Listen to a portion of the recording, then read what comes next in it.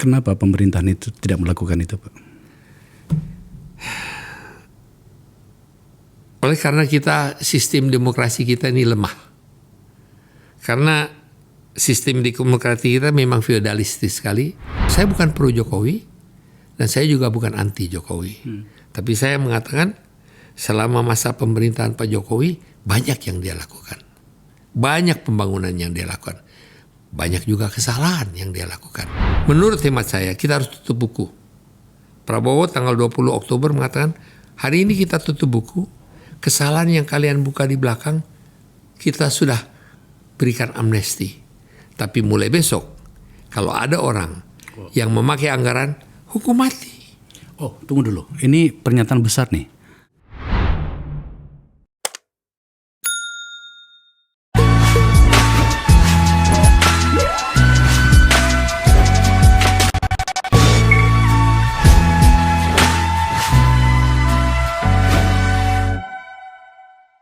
Dalam banyak situasi Akbar Faisal Uncensored itu kami tempatkan sebagai cermin untuk melihat negara tercinta ini dari berbagai sudut pandang dan tentu saja juga dari berbagai sudut pikir.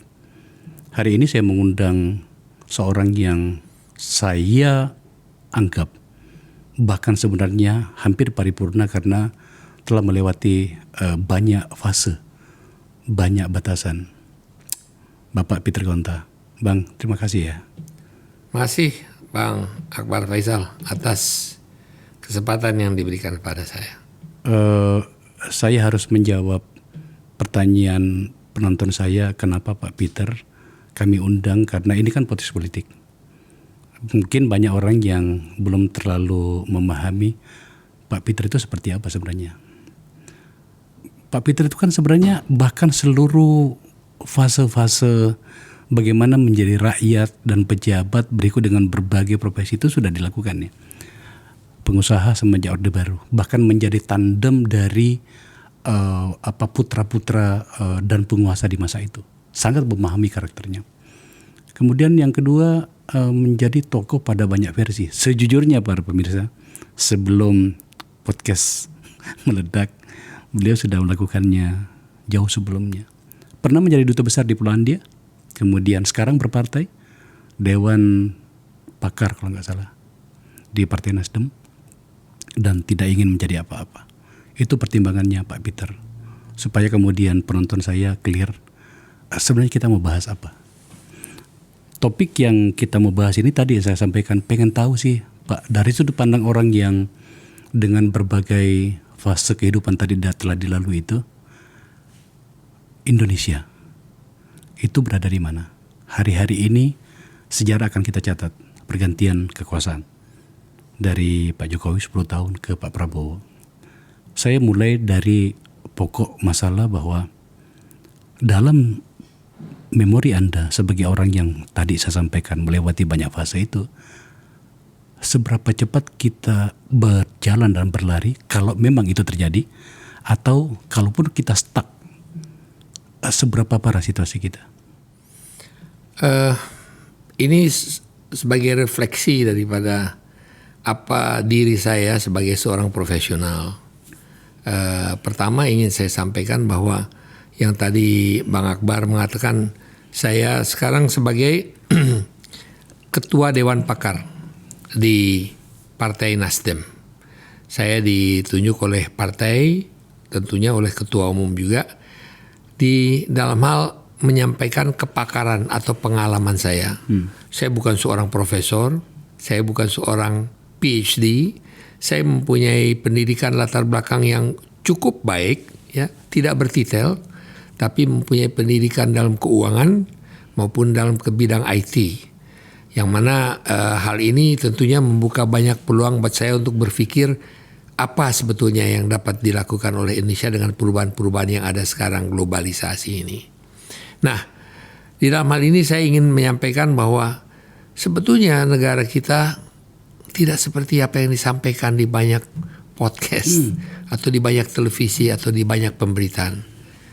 Menurut hemat saya, negara kita masih berada dalam batas-batas normal sebuah negara yang ingin berkembang. Saya mungkin ingin mengambil contoh ini. Kalau seumpamanya gaji saya ini 500 juta, katakanlah saya punya gaji 500 juta rupiah per bulan ya.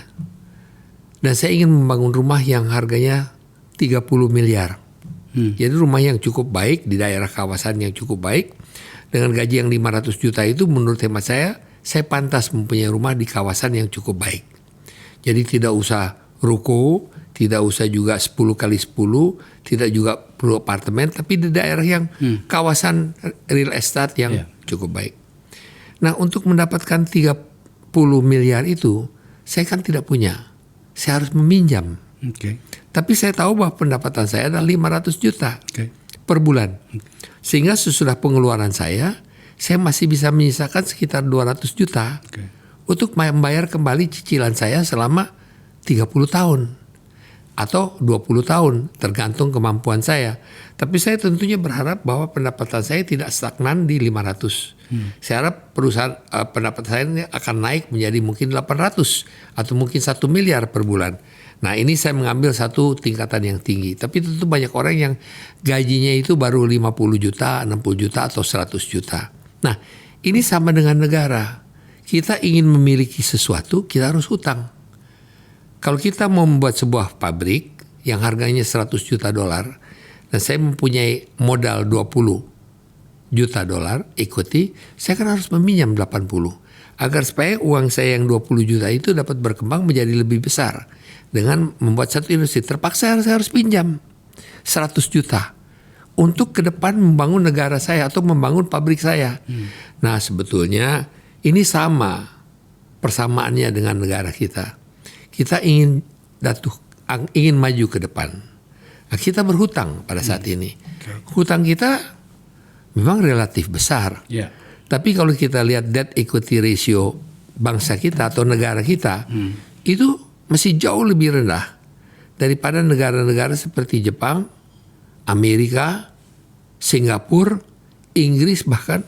Singapura mempunyai debt equity ratio mungkin sampai 120% dari PDB.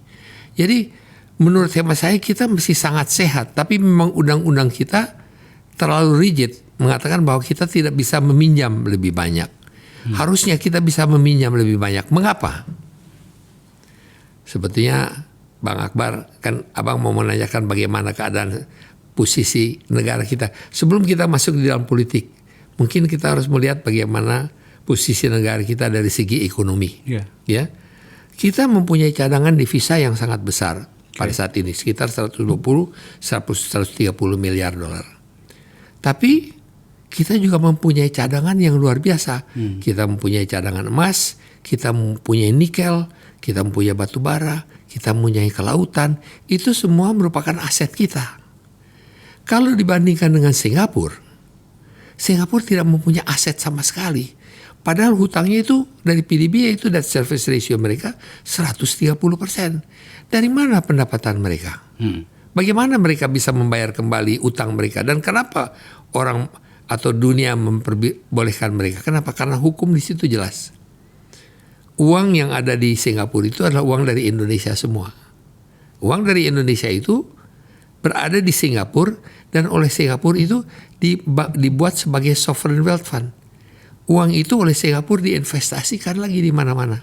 Dan uang dari Indonesia berkembang menjadi bagian daripada uang dari Indonesia. Nah, ini adalah hal-hal sebetulnya yang kita harus sadari. Saya ikuti alur yang Pak Peter tadi ungkapkan. Sebenarnya tadi saya menyiapkan beberapa catatan, tapi oke, itu poin bagus untuk kita masuk karena memulai dari ekonomi itu tadi. Coba kita lihat. Ini ada catatan dari media, khususnya Tempo ya. Pak PG, bertumbuh tapi belum rata. Itu pada chart yang atas tadi itu, yang di atas itu. Yang kedua, turunan dari itu adalah tingkat pengangguran, kemiskinan dan pemerataan. Itu tampaknya dia tidak seperti yang kita inginkan, mengkhawatirkan gitu.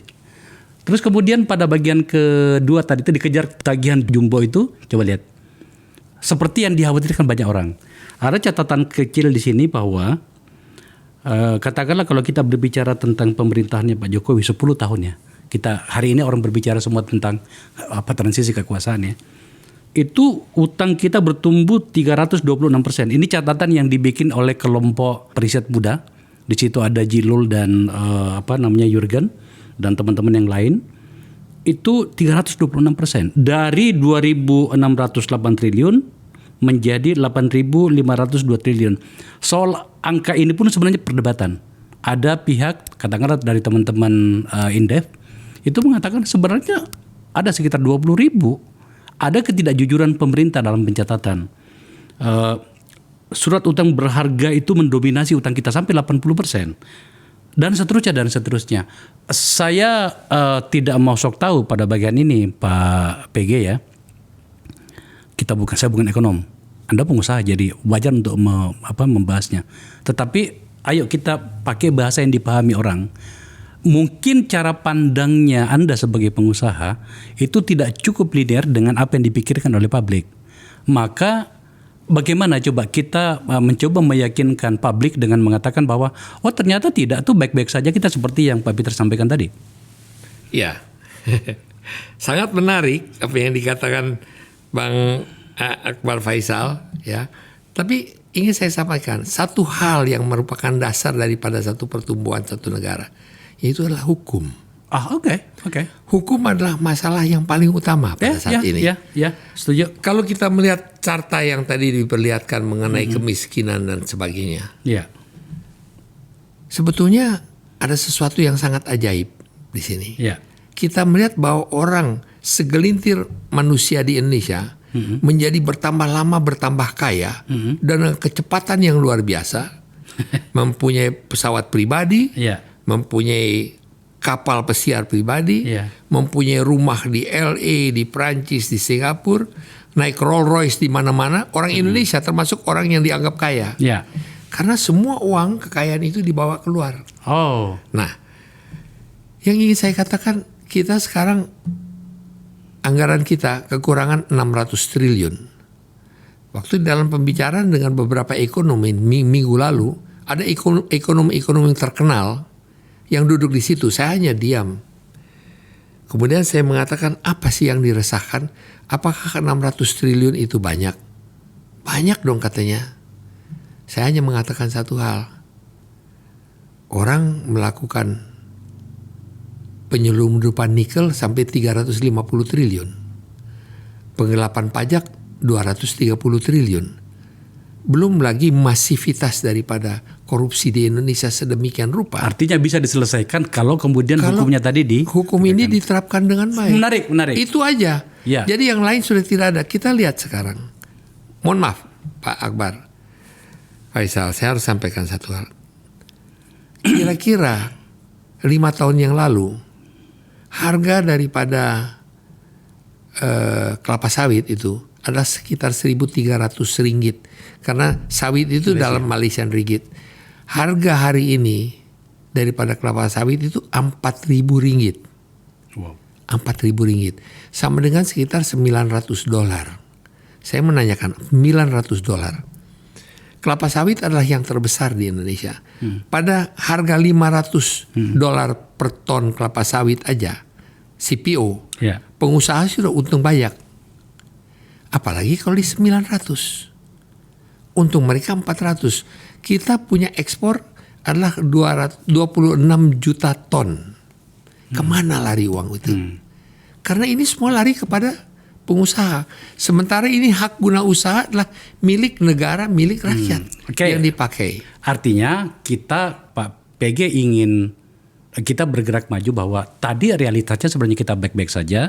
Tetapi ada kendala, ada situasi yang tidak cukup baik setidaknya untuk masa depan kita kalau kita tidak tangani dalam hal bagaimana menegakkan hukum itu. Bukan hanya menegakkan hukum, tapi contohnya juga mengenai sawit umpamanya.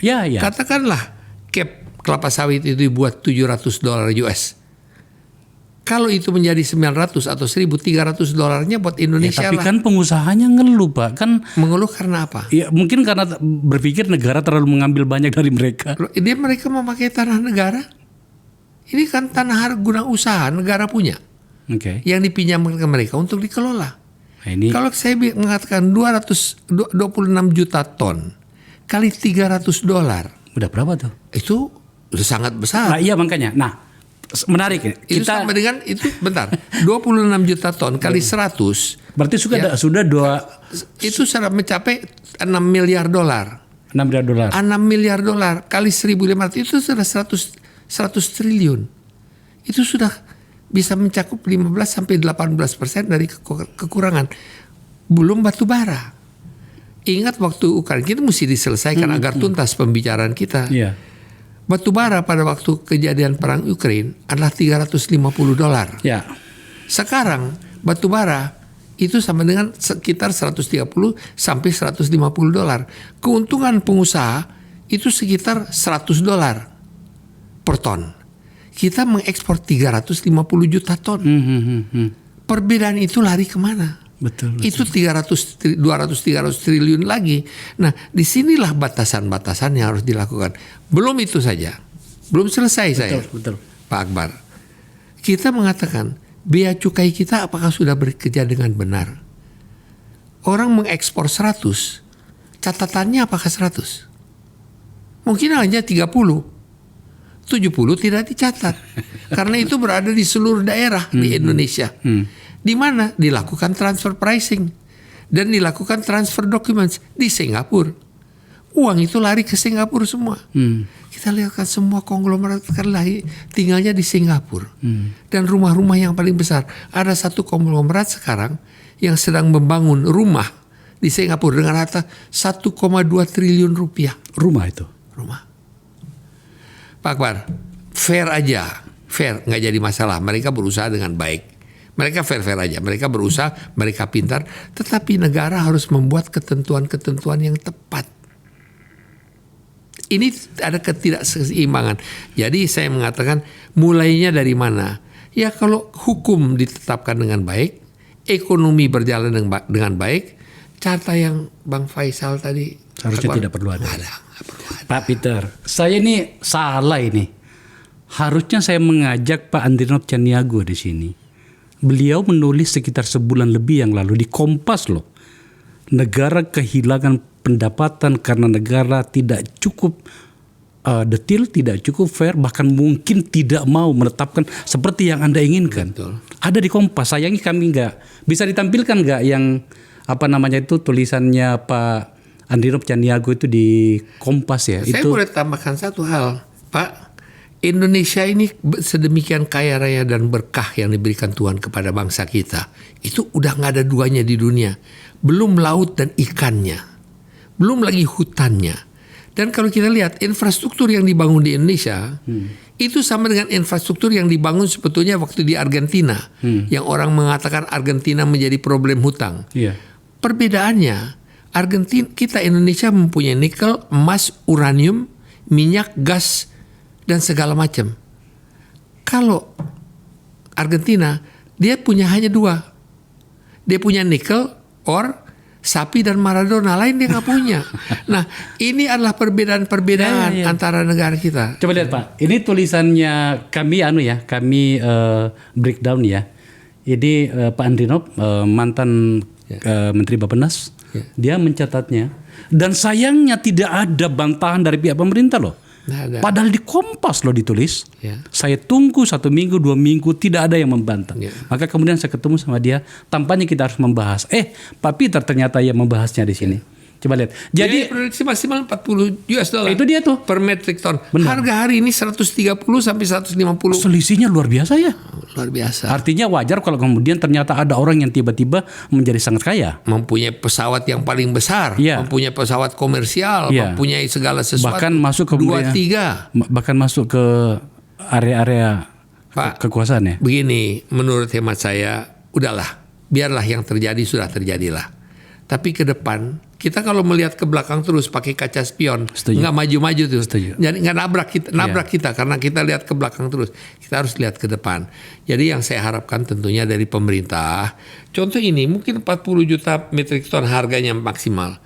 Berikanlah mereka $40. Keuntungan 100%. $50 pun boleh.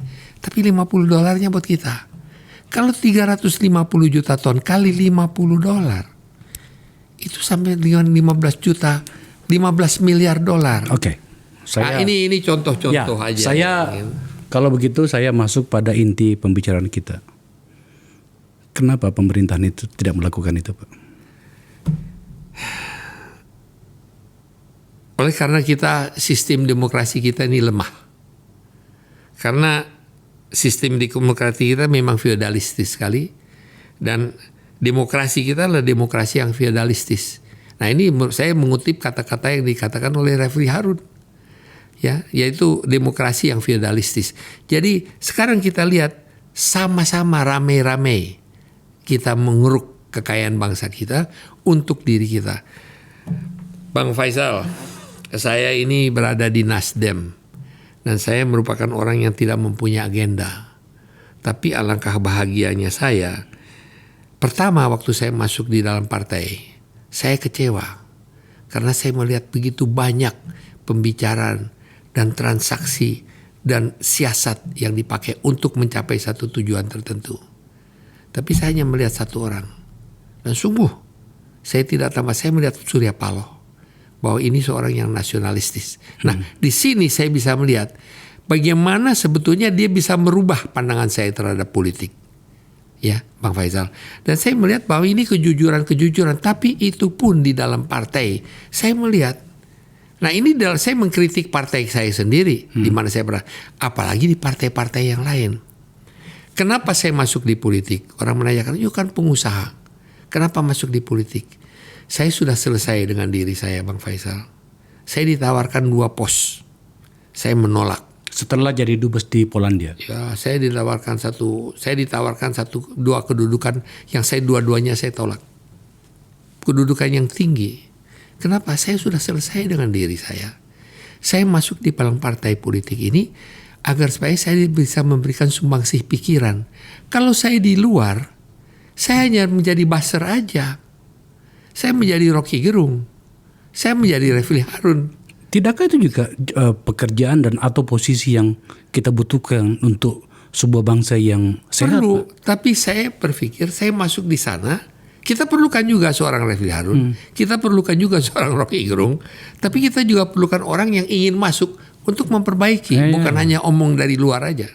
Itu. Nah, saya masuk di sana agar supaya saya bisa menyampaikan, dan hal-hal seperti ini saya sampaikan di dalam kepakaran saya. Dan saya mengatakan saya selesai dengan diri saya. Saya masih mau main golf jam 1 siang. Saya mau main golf jam 3 pagi atau jam 5 pagi atau main jazz sampai jam 12 jam 1 malam. Itu keinginan saya. Nah, ini adalah kalau orang yang sudah selesai bisa berbicara begini, Bang Faisal. Jadi contoh saya sekali lagi kembali, carta yang tadi Bang Faisal berikan kepada saya sama sekali tidak menarik buat saya. Karena itu merupakan carta yang dibuat berdasarkan kebenaran, tapi disebabkan oleh karena hukum dan keadilan tidak ada. Kalau keadilan itu ada, carta ini akan berubah secara total. Oke, saya menyukai pembicaraan ini. Ya. Pak Peter, saya ingin mengajak Anda sedikit untuk kembali flashback ke seorang Peter Gonta di 30-40 tahun lalu bahkan gitu ya. Anda adalah bagian dari Orde Baru dengan seluruh hegemoninya. Bahkan juga mungkin banyak pelanggaran di dalamnya. Dan kemudian Anda melewati zaman ini. Dan Anda melihat kami, adik-adiknya abang ini, melakukan sesuatu. Hari-hari ini, kekuasaan, itu, silakan. Kekuasaan, bahkan yang akan dilantik ini, kelihatan kental banget naluri dagangnya. Orang-orang yang direkrut itu adalah orang-orang yang tampaknya orang-orang yang pintar berbisnis. Enggak salah. Tapi ada pula dalam sejarah kita bagaimana karakter ini, bahasa saya di sini mengambil terlalu banyak dari negara. Saya tidak menyebut nama nih, tetapi ada beberapa bagian dalam sejarah kita. Apa yang Anda catat dari situasi hari ini kalau kemudian Anda menarik diri Anda ke 30 tahun, 40 tahun lalu seperti yang saya jelaskan?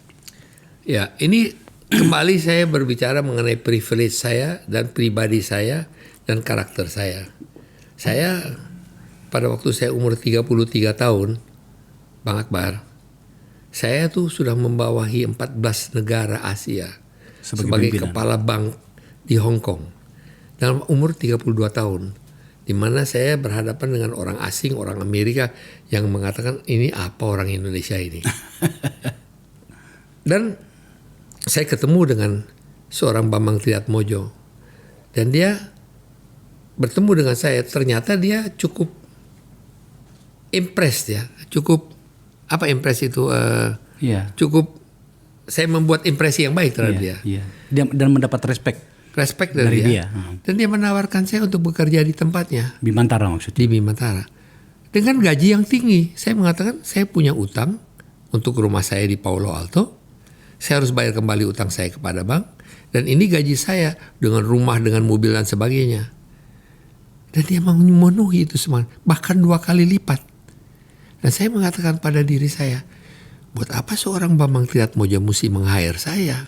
Dia kan anak Presiden Soeharto, tinggal angkat telepon. Beres, nggak perlu orang yang profesional. Oke. Nah, terus terang aja, saya di situ bekerja kebanyakan tidak ada hubungannya dengan pemerintah. Saya anti berhubungan dengan proyek-proyek pemerintah. Apakah itu minyak, apakah itu kelapa sawit, apakah itu plastik. Saya Maksudnya di Bimantara saat itu. di Bimantara. Ah bener bang. Saya tidak pernah ada hubungan dengan gitu-gituan. Tidakkah Bimantara hidup dari privilege dari pemerintah? Bukan Seperti yang saya. kita tahu. Saya berhubungan dengan perusahaan multinasional. Oh, Nestle. oke. Saya pendiri salah satu dari GKSI, Gabungan Koperasi Susu Indonesia, untuk mensejahterakan petani karena kita bersama-sama dengan Nestle mengembangkan pertanian. Itu forte saya. Saya merupakan komisaris di Mercedes-Benz. Saya yang membangun RCTI.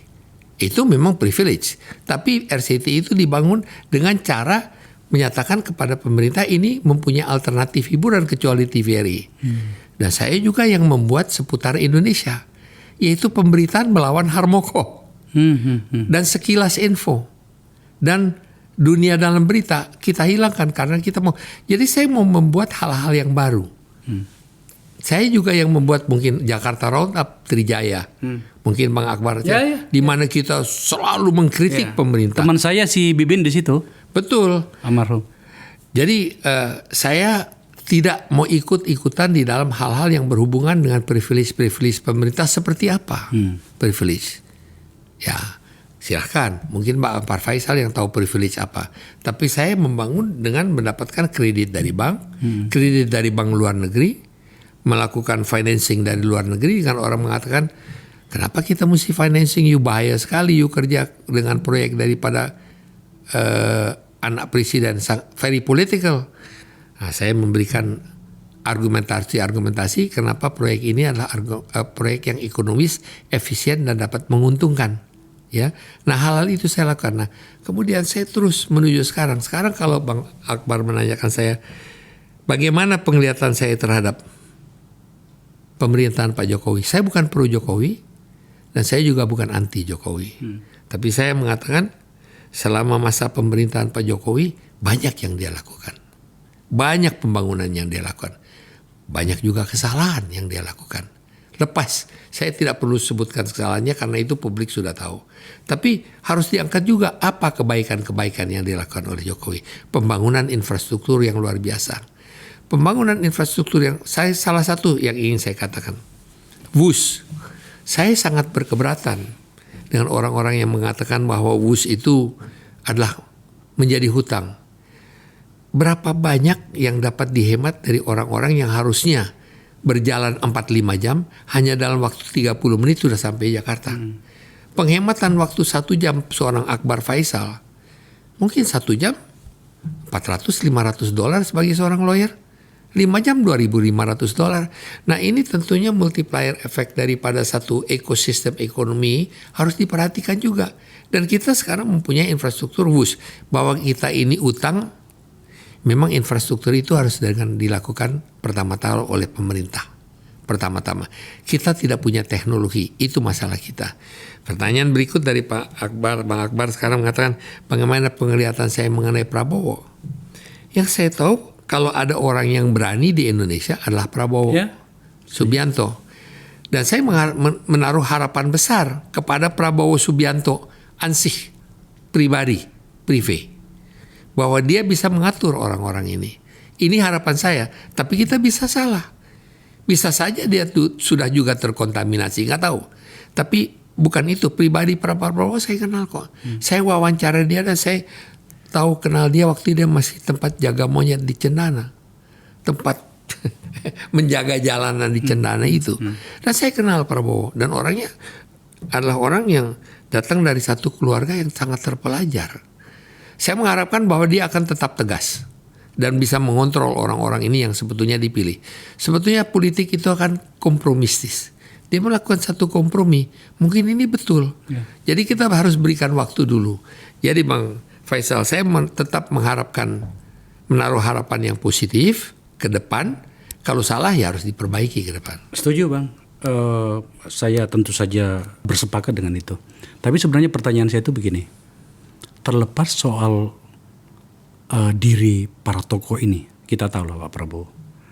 Menurut saya kalau ada petarung di Indonesia ini, tak akan bisa melewati pertarungan tokoh ini. 20 tahun udah bertarung. 20 tahun. Itu sebuah jarak waktu yang luar biasa.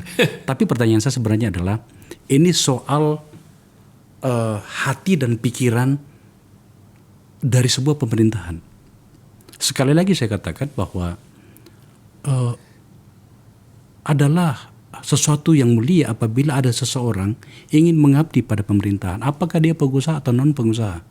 Cuman catatan kita mengatakan ketika seseorang ini berasal dari latar belakang usaha dan tidak cukup terbaca apa sih yang dia lakukan selain berusaha dan mencari uang, maka ketika masuk dalam pemerintahan orientasinya itu mungkin pada tahap-tahap awal dia masih kelihatan merah putih, tapi kemudian ketika berjalannya waktu, apalagi sudah mulai masuk pembahasan APBN maksudnya, itu di kepalanya itu si gondrong istilah kita ya.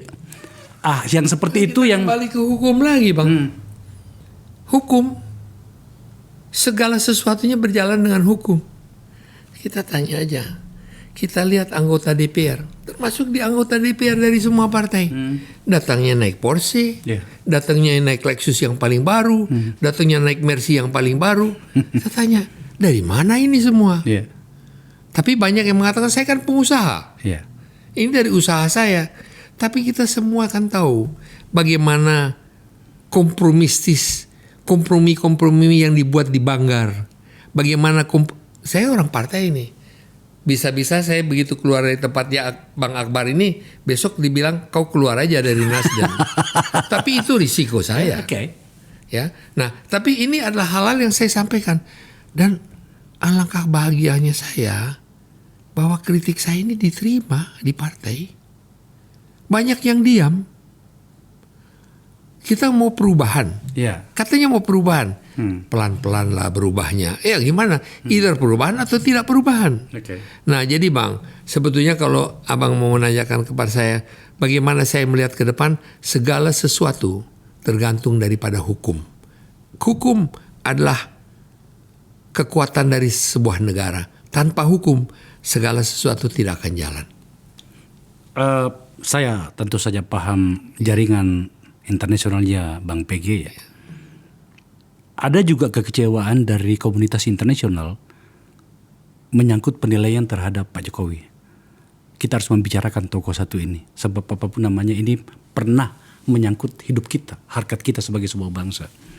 Di mana kemudian mereka kecewa juga sama dengan banyak orang di dalam negeri yang mengatakan harapan pada saat awal pemerintahan terlalu besar, tapi kok di ujungnya tidak seperti yang dibayangkan.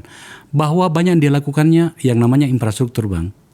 Kebetulan ketika tahap awal pemerintahan di tim transisi itu aku yang bikin. Saya tahu. Tapi kemudian di ujungnya. Saya tahu aktivitas Bang Akbar waktu permulaan Jokowi. Tapi artinya ternyata dalam perjalanannya tidak seperti itu. Maka kemudian seorang tokoh bernama Profesor Rias Rasyid, seorang ahli pemerintahan yang pernah juga menjadi menteri, itu mengatakan begini, agar kemudian bangsa ini berjalan ke depan, dan inilah salah satu tujuan dari forum ini, adalah bagaimana kita lebih arif dan lebih bermartabat di dalam menjalani hari-hari kita. Apa maksudnya?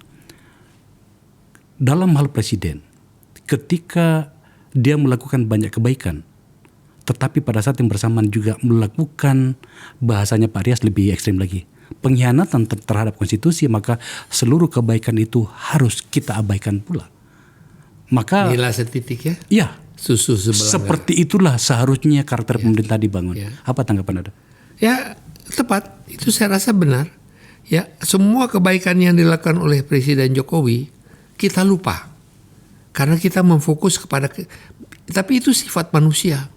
Seorang bisa baik sekali kepada kita selama 10 tahun. Satu kali orang itu jahat sama kita. Itu yang kita ingat. Kita akan lupa dengan kebaikannya. Nah, seorang presiden tentunya harus sangat berhati-hati dalam melaksanakan tindak tanduknya apa yang dia lakukan. Tapi manusia itu tidak sempurna menurut hemat saya. Nah, saya tidak bisa banyak berkomentar mengenai, karena saya tidak mau berkomentar mengenai Presiden Jokowi atau Presiden SBY atau Presiden Megawati atau siapapun atau Presiden Prabowo, karena itu dasarnya adalah pemimpin-pemimpin yang kita menaruh kepercayaan pada saat ini. Ya. Dan kalau itu sudah terjadi, salahnya di mana? Kita yang pilih. Ya salah di kita juga. Gitu. Nah, disinilah yang saya mengatakan demokrasi di kita adalah demokrasi yang sangat feudalistis. DPR sudah ikut dengan kekuasaan. Ya, tidak ada oposisi di negara kita pada saat ini. Karena oposisi, ya itu nggak bisa dapat tambang batu bara. Kalau oposisi nggak bisa dapat fasilitas ini, fasilitas itu. Nah, inilah yang menurut saya harus dijaga dengan baik. Mungkin harus ada ombudsman juga. Itu aja. Dalam hal apa ombudsmannya? Ya, dalam menentukan apa yang salah dan apa yang benar. Karena ombudsman kan basically kalau di luar negeri independen. Seharusnya kan itu dilakukan oleh partai politik, Pak BG. Begini Bang, saya kembali sebentar ke tempat, ke Orde Baru. Ada 2 orang profesor dari MIT yang mendapatkan hadiah Nobel, suami istri, melakukan satu penelitian di dunia. Yang diteliti adalah apa? Indonesia. Saya lupa namanya. Ya. Penelitian yang mereka lakukan adalah mengenai SDM Press. SDM yang ada di Indonesia. SDM Press. Saya lupa siapa namanya. Suami istri itu. Suami istri. Dan mereka mengatakan SDM Press itu merupakan satu keajaiban dunia yang terjadi, SDM Press. Dan mereka mendapatkan hadiah Nobel untuk tulisan mereka itu. Jadi saya kembali kepada pendidikan. Pendidikan kita adalah yang paling utama. Nah, kita sekarang kalau tidak salah ada Menteri Kebudayaan kalau tidak salah. Sekarang ini. Ya, bangsa kita dididiknya sangat feodalistis juga. Di Jepang kita lihat anak kelas 1 dan kelas 2 tidak diajar mengajar untuk berhitung. Mereka diajar untuk ngantri. Mereka diajar untuk jalan ke sekolah sendiri. Mereka jalan untuk memberikan tempat duduk kepada orang tua.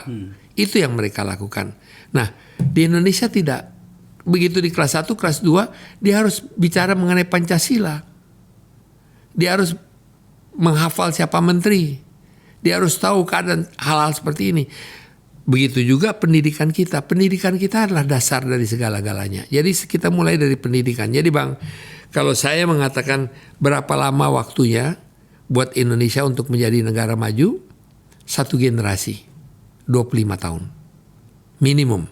Tapi kalau hukum diterapkan dengan baik, mungkin dalam waktu 5 tahun kita sudah bisa menjadi negara yang lebih maju.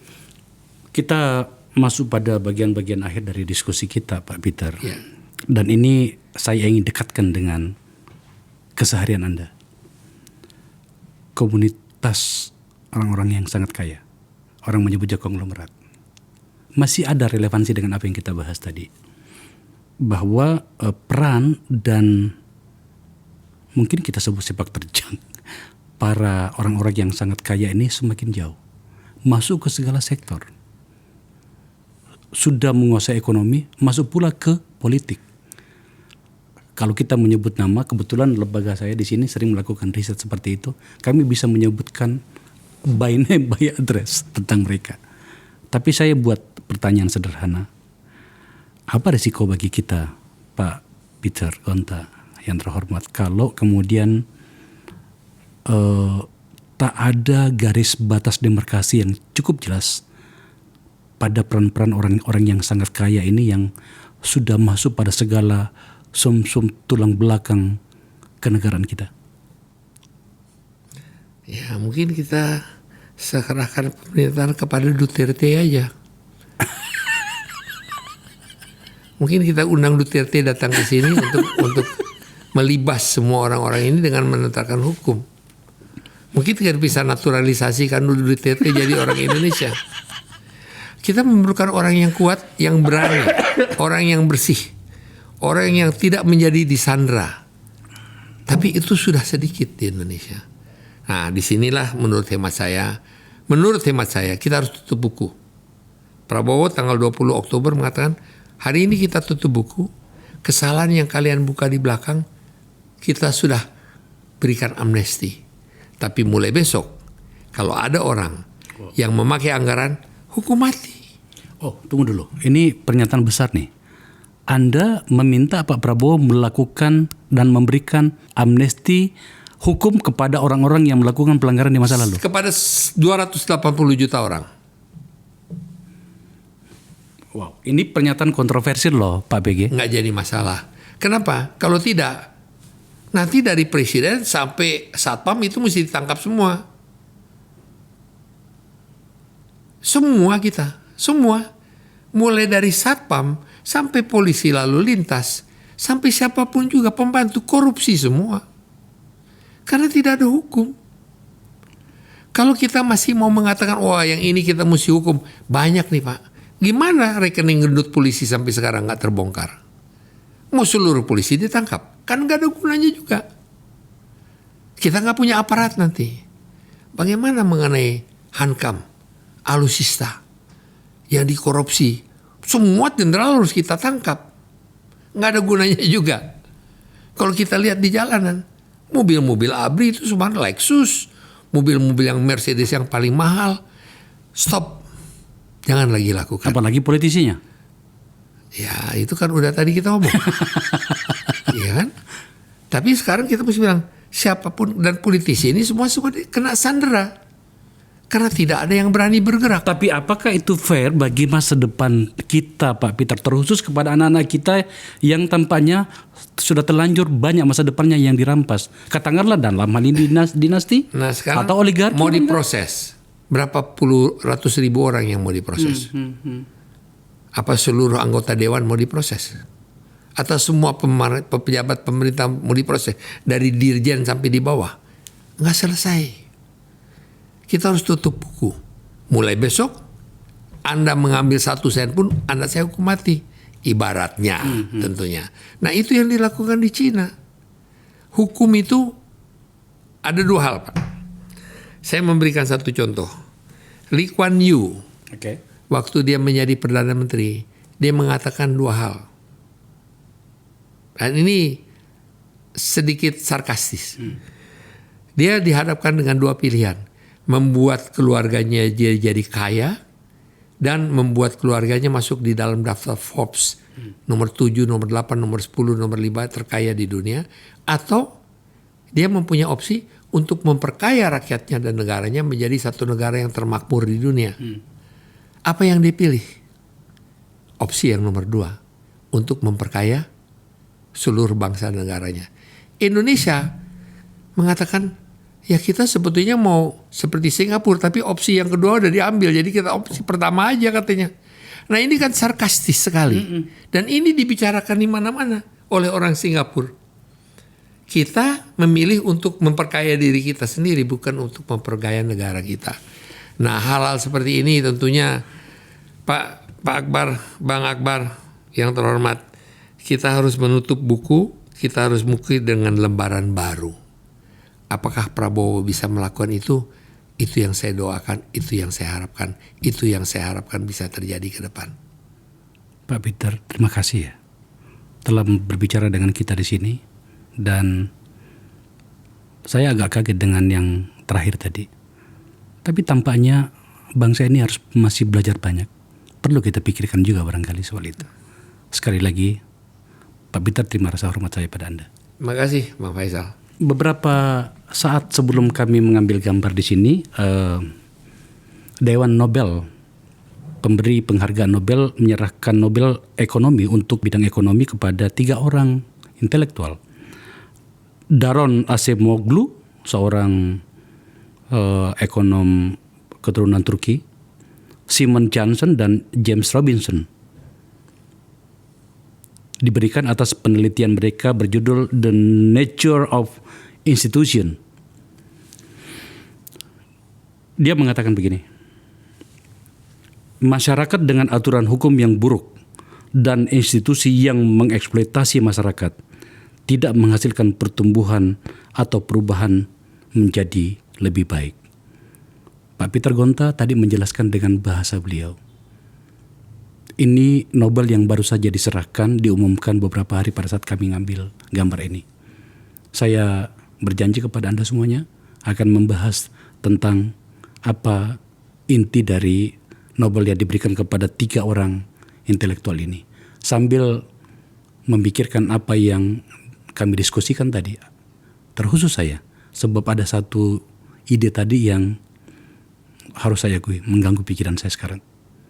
Tapi begitulah bangsa berkembang. Kita harus saling bercakap-cakap seperti apa yang kami kembangkan di forum ini.